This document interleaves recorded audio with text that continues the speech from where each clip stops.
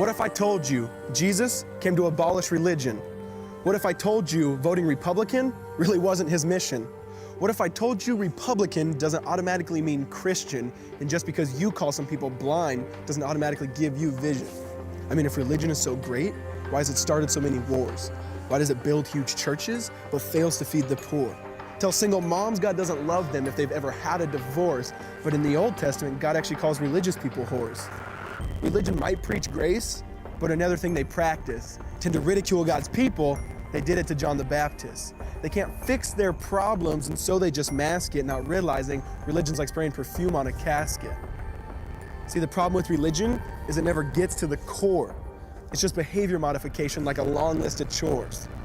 Like, let's dress up the outside, make it look nice and neat. But it's funny, that's what they used to do to mummies while the corpse rots underneath. Now, I ain't judging, I'm just saying, quit putting on a fake look.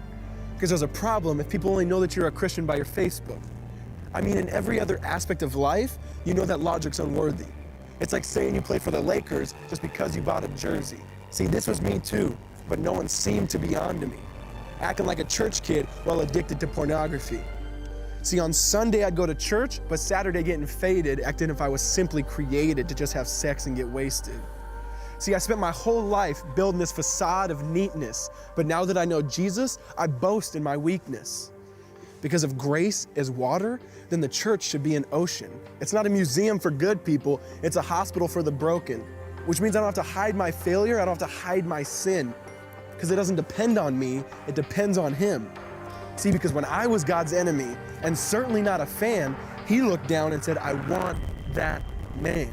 Which is why Jesus hated religion, and for it He called them fools. Don't you see so much better than just following some rules?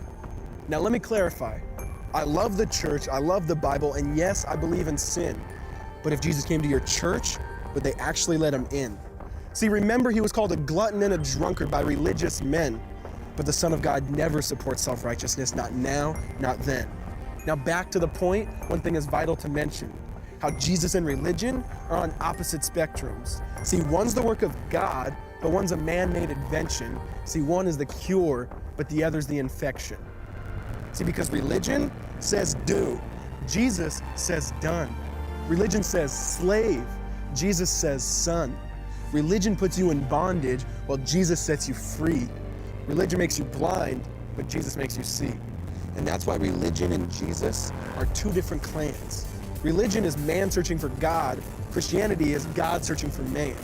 Which is why salvation is freely mine, and forgiveness is my own. Not based on my merits, but Jesus' obedience alone. Because He took the crown of thorns and the blood dripped down His face. He took what we all deserved. I guess that's why you call it grace. And while being murdered, He yelled, Father, forgive them. They know not what they do. Because when He was dangling on that cross,